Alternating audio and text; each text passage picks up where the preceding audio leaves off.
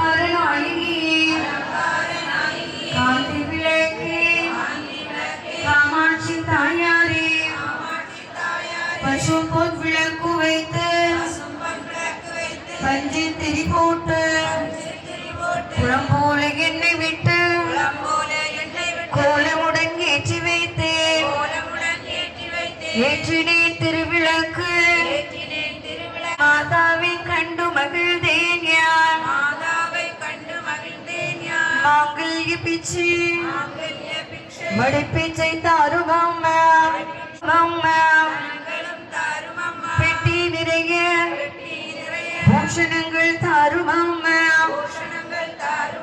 பட்டி நிறைய பால்